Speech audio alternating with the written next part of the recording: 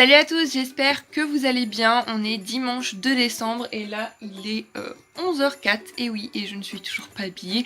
Je suis dans cette espèce de robe de chambre grenouillère à mouton que ma maman m'a faite il y a 1 ou 2 ans maintenant.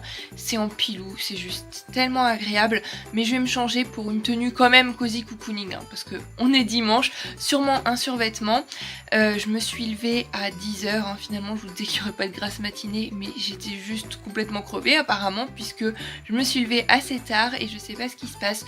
Depuis hier soir, ce matin, j'ai quand même assez mal à la gorge, donc je pense que je vais me promener toute la journée avec un foulard. Voilà, boire des tisanes, des choses comme ça en espérant que ça passe. Pour vous parler lecture, comme je vous disais, finalement je vais vous faire l'update ce matin de ce que j'ai lu hier soir avant de me coucher. Donc j'ai lu 20% du livre Joyeux Noël, Merry Christmas de Mary Higgins Clark. C'est donc un recueil de nouvelles un petit peu policier, suspense avec des petites touches de romance. Et dans cette première nouvelle, on suit un ancien président des États-Unis et son ancien secrétaire d'État, de qui il est très proche, va être accusé du meurtre de sa petite amie. Des choses un petit peu louches là-dessous, vous vous en doutez bien, c'est sûrement pas lui le coupable parce que sinon ce serait bien évidemment trop facile. J'aime beaucoup, il y a une bonne intrigue, il y a des personnages attachants, c'est addictif, ça se lit tout seul, c'est un plaisir de retrouver la plume de Mary Higgins Clark. Comme je vous disais, c'est une autrice que j'aime beaucoup. J'ai jamais été déçue d'un de ses livres pour l'instant. Rien ne vaut la douceur du foyer, c'est le premier que j'ai découvert d'elle. Wow, ça m'avait juste donné envie de lire plein de romans policiers après ça.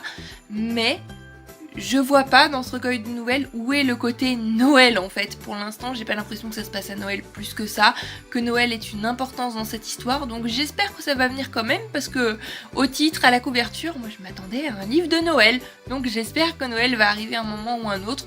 Je pense que je vais bien avancer dans cette lecture aujourd'hui, mais surtout je vais reprendre et peut-être terminer L'été des pas perdus de Rachel Osfater parce que là j'ai trop envie de savoir la suite. Ce livre, ça sent vraiment la pépite, ça sent vraiment le bijou.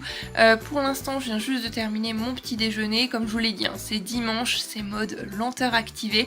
Et je suis en train de regarder la vidéo pâle du Cold Winter Challenge de Guimauve. Et ça, c'est juste top pour commencer un dimanche.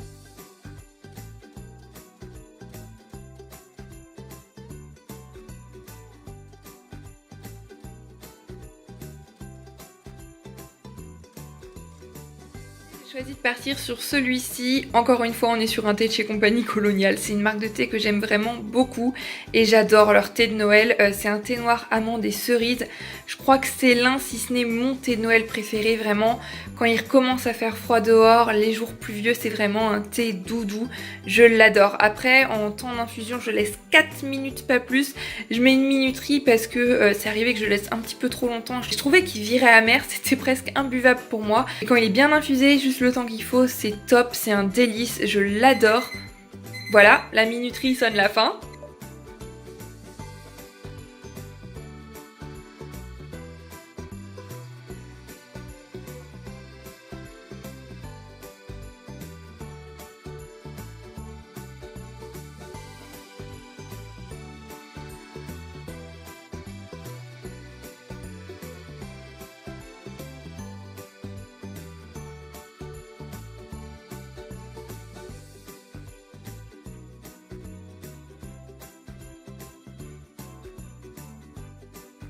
Il fait tout sombre dehors et c'est un temps que j'adore, c'est un temps parfait pour se blottir sous le plaid avec 2 bonnes lectures, une bonne série.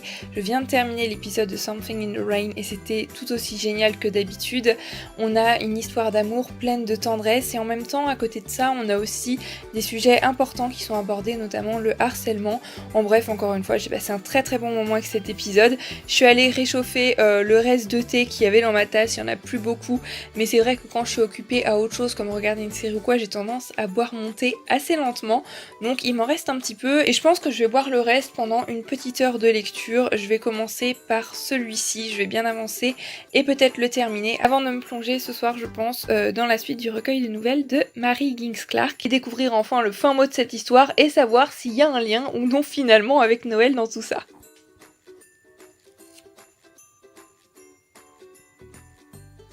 Quelques minutes à peine que j'ai repris ma lecture de L'été des pas perdus de Rachel Osfater et il y a déjà un passage qui me touche, il y a déjà une citation qui me parle que je trouve très belle et que j'ai envie de partager avec vous. Ce livre, c'est vraiment tellement beau, je pense que je vais mettre plein de post-it à citations à l'intérieur.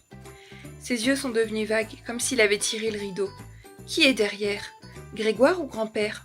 Le petit père ou le grand? Je ne sais pas. Mais qu'est-ce que ça peut faire? Au fond, c'est le même. 80 ou 10 ans, c'est pareil.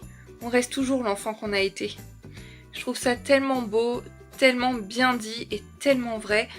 Ce livre sent vraiment la pépite. Plus j'avance dans ma lecture et plus j'en suis convaincue, c'est un livre que je vous conseille déjà vivement et chaudement. 16h17 et je viens de tourner la dernière page de L'été n'est pas perdu de Rachel Oswater paru aux éditions Flammarion dans leur collection Tribal. Waouh, c'est un petit bijou, c'est un coup de cœur pour ce très court livre de littérature jeunesse qui va nous transporter en Normandie, qui va nous parler du débarquement, du point de vue d'un enfant ou du point de vue d'un grand-père qui retombe en enfance, atteint de la maladie d'Alzheimer, une relation très belle entre un grand-père et sa petite fille. Je pense qu'il faudrait que je relise encore les dernières lignes, les derniers passages, mais c'est un livre bouleversant, c'est un livre touchant, c'est un livre plein de poésie, plein de jeux de mots, plein de rimes aussi. On sent que l'autrice avait vraiment réfléchi à chaque phrase, à chaque mot. C'est plein de justesse, c'est un petit bijou. Tout simplement, encore une fois, je ne peux que vous recommander ce livre dont j'avais jamais entendu parler avant. Vraiment, je l'ai pris à la médiathèque comme ça parce que son synopsis, sa couverture m'intriguait et waouh, j'ai bien fait parce que c'est une super découverte. Vraiment, pour le résumer en un mot, je dirais juste que c'est un livre magnifique. Un livre qui a vraiment su me toucher et que je suis pas prête d'oublier. Comme quoi, lire de la littérature jeunesse, même en étant adulte, ça n'empêche pas d'être complètement bouleversé, ça n'empêche pas de découvrir des petites pépites et de passer de forts moments de lecture. Il est 7h moins le quart, je viens de terminer la première des 4 nouvelles du recueil de Mary Ginx-Clark, donc que j'ai commencé hier soir. Joyeux Noël, Merry Christmas. J'ai bien aimé, j'ai passé un bon moment, la fin a su me surprendre du grand Mary Ginx-Clark. De toute manière, je vous le disais, c'est une autrice qui pour l'instant ne m'a jamais déçue. Des personnages attachants, une bonne intrigue, et j'ai pas eu cette impression, comme je l'ai assez souvent avec les nouvelles, de rester sur ma faim, qu'il me manquait un petit quelque chose.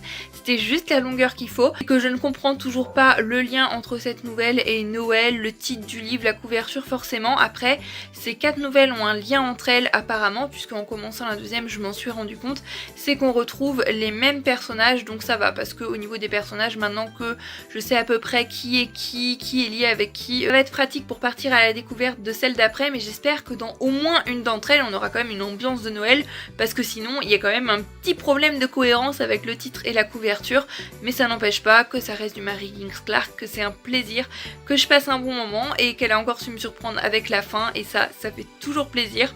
Donc voilà, je vais partir tout de suite avant d'aller manger pendant 15-20 minutes, je pense, à la découverte de la deuxième nouvelle qui a enlevé la femme du président. Il est 21h15, j'ai terminé de manger, j'ai pris ma douche, mis mon pyjama, je suis sous la couette en mode cocooning. Et ça y est, je vais lancer l'épisode de Good Witch, un soupçon magie du soir. C'est toujours un moment que j'aime beaucoup parce que je sais que cette série va pas me décevoir, je sais que l'épisode sera toujours cocooning à souhait. Mais avant de lancer l'épisode, je voudrais vous parler rapidement de mon avancée dans la deuxième nouvelle du recueil, toujours Joyeux Noël, Merry Christmas de Mary Ginx-Clark. C'est vraiment top de retrouver les mêmes personnages comme je vous disais parce qu'on sait déjà qui est lié avec qui. Si là on en découvre beaucoup de nouveaux, c'est intéressant, c'est addictif, ça se lit tout seul, il y a du suspense et je pense que la fin va encore une fois me laisser sur les fesses.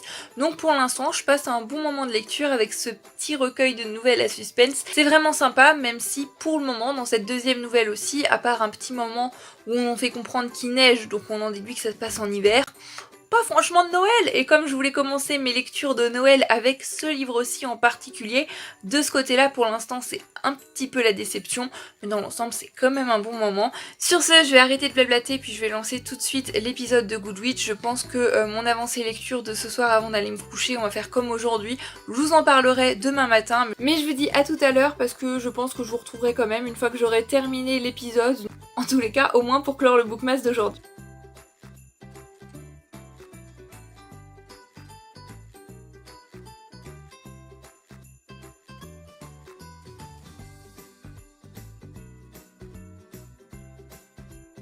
L'épisode d'un soupçon de magie vient de se terminer et c'était toujours aussi bien. En plus c'était une fin de saison donc c'était encore mieux que d'habitude, c'était juste super. Si vous aimez les séries cozy, cocooning, les séries qui se passent dans un petit village avec une ambiance vraiment chaleureuse où tout le monde s'aide, tout le monde s'entraide, c'est vraiment une série que je vous conseille parce que j'en suis amoureuse tout simplement. C'est vraiment l'une de mes séries réconfort préférées.